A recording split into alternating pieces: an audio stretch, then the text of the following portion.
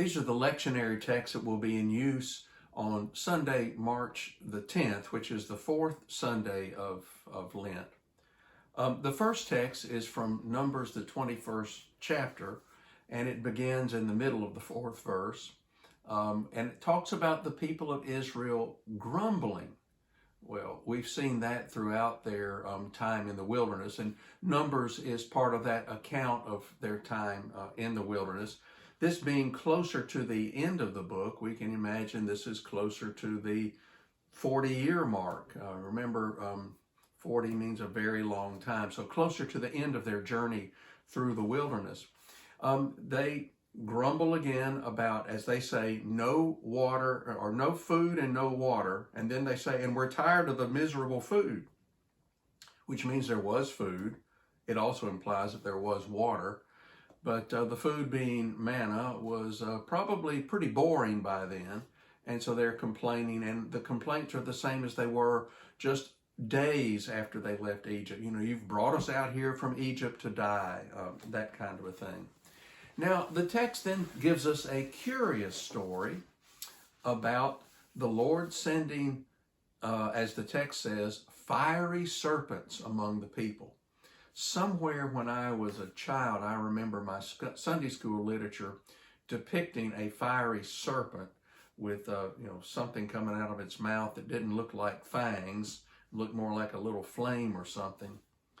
I don't think we need to go mythologically here. I think we're being descriptive here, actually.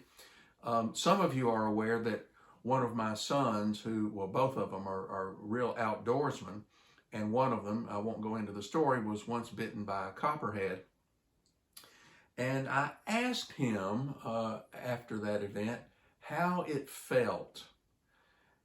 And his description was very interesting to me. He said, it felt like someone had heated a knife white hot and stabbed it into his leg, and it was burning from the inside out.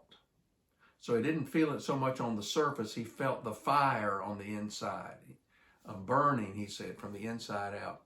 So I expect that this is more of a description about the result of being bitten by one of these snakes, that in fact it was poisonous and it was this kind of a burning sensation, as a member of my family also experienced. Now, about what happens after this, where the people reapproach Moses, and instead of blaming Moses, they're now appealing to Moses to do something, to bring help about. And so Moses prays to God, and God tells Moses to fashion a bronze serpent and put it up on a stick, a post. And if the people look on it, now and they will live. Now, this is the curious part of this, and I'll bet that in your minds you may be thinking the same thing. Isn't this very close to the second commandment? You shall make no graven images. The answer is a kind of, sort of, yeah, that's pretty close to that. And I think the text is being extremely delicate when the call is to look upon this, not worship it, not pray to it, but to look at it, and that's enough. There's an interesting text in 2 Kings, maybe the 18th chapter.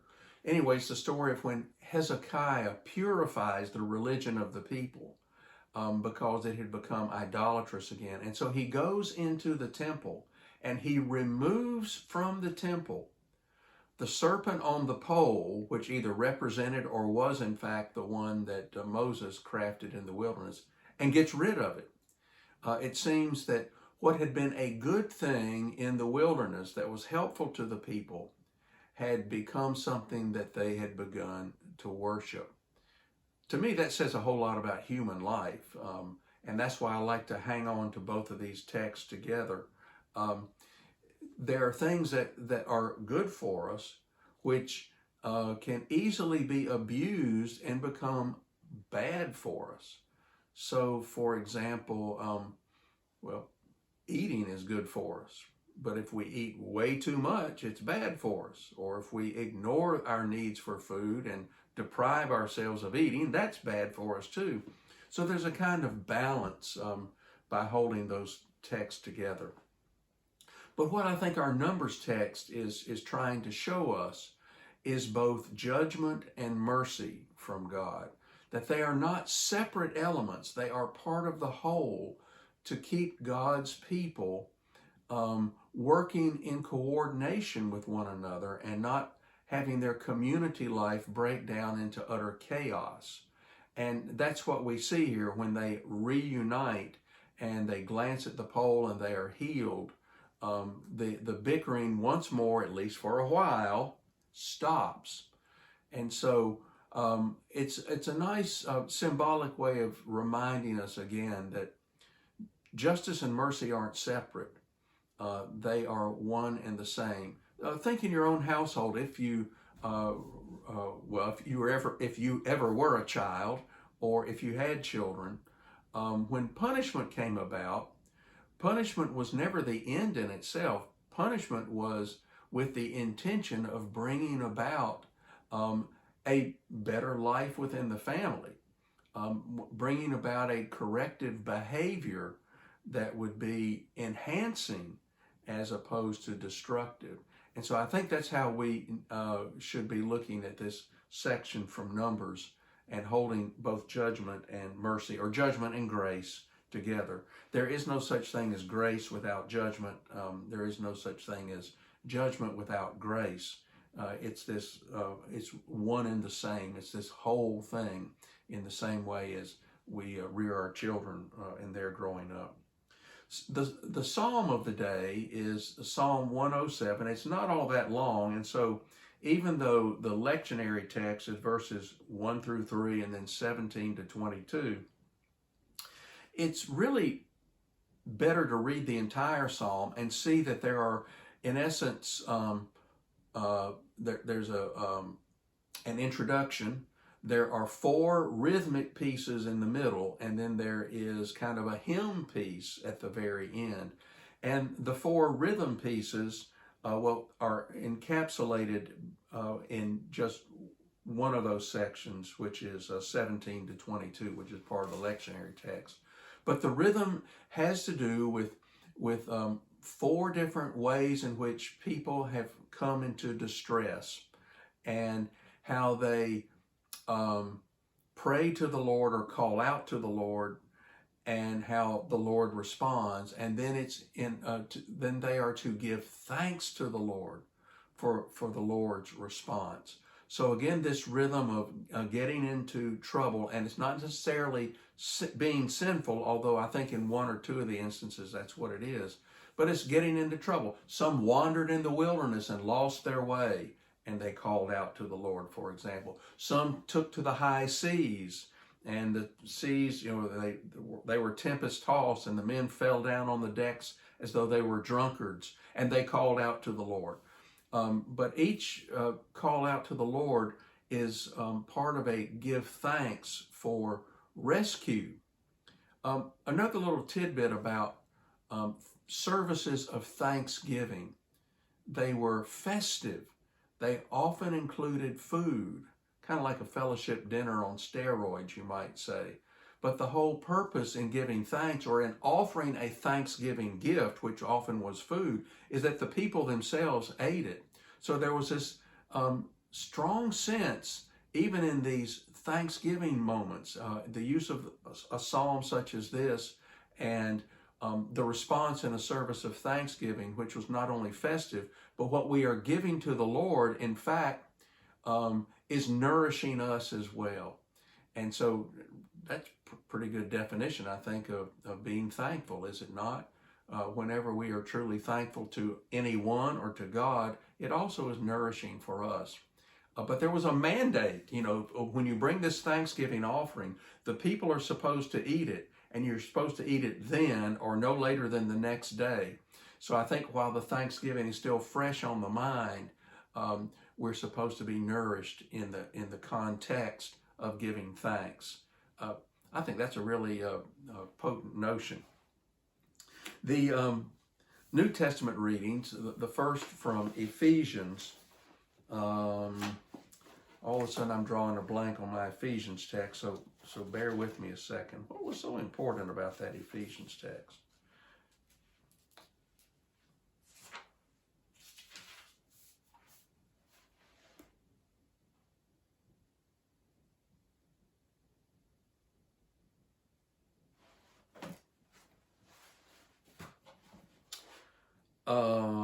Okay. Sorry. It's a part of a baptismal text. I think that's what was throwing me, is trying to pull that into the context of where we've just been with Thanksgiving. But I think maybe it fits in this sense. It speaks of being dead through our sins, which is, I guess, what you could say the children of Israel were experiencing with the fiery serpents. And then alive in the rescue of God, or alive in the grace of God. The whole text is reminding us of God's nourishment for us, that it is by God's initiative that we are not given over to death. It's by God's initiative that we are brought to life.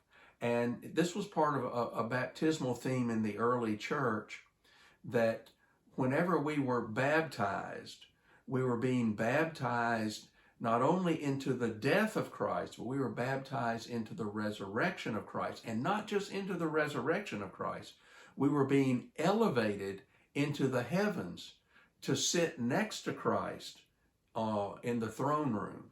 So this overemphasis on the, I want to say overemphasis, maybe I should say Hebrew hyperbole is a better notion. This emphasis that our sinfulness is not the end. No.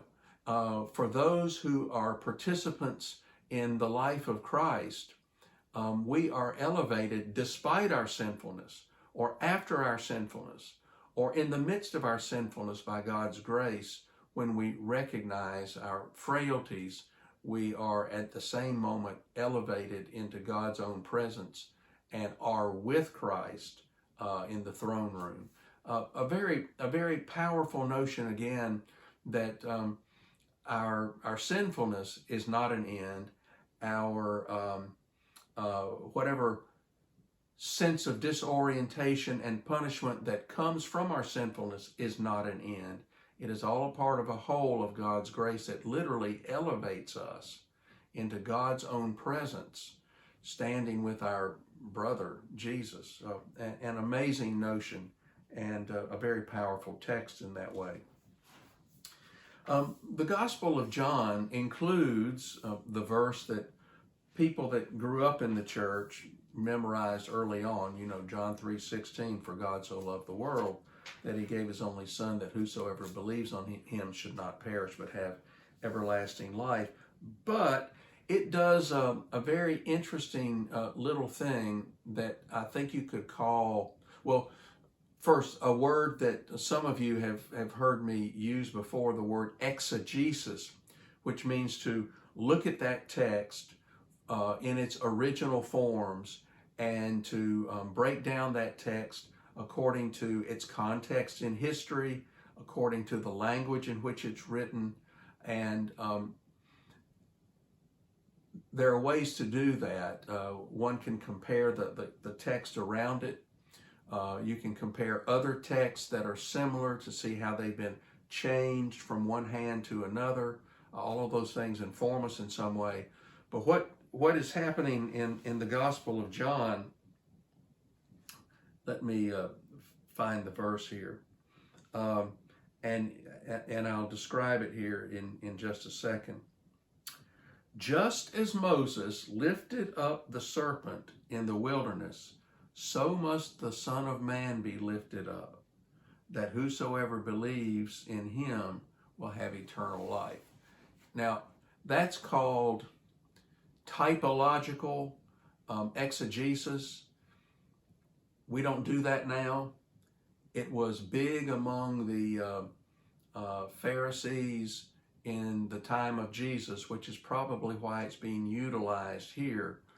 Two things that quite literally don't have anything to do with each other, but in a reference into the Holy Scriptures of the Hebrew Bible, our Old Testament, and linking them to something of similar type, was called, is called typographical exegesis. And while we don't adhere to that now, here is a wonderful way in which our gospel writer is helping people to find a way to understand the role of Christ in life. So Jesus was lifted up on a tree or on a cross, and people beheld what was there.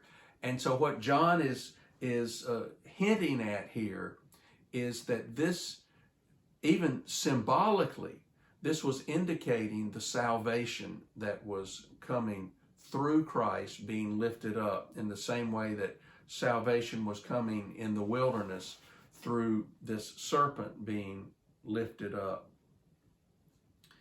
And so what we have in this text is a reminder once more about the sacrifice of Christ, of course. And of course it goes much deeper than, oh, this is just like what Moses did in the wilderness. Well, of course it's not.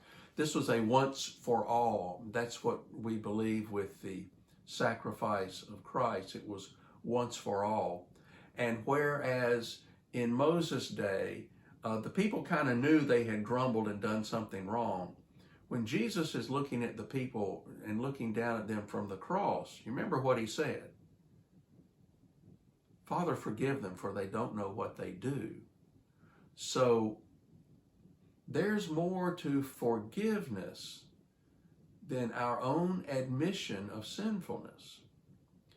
There is a remarkable level of forgiveness that occurs unbeknownst to us, even when we are unaware of our sinfulness.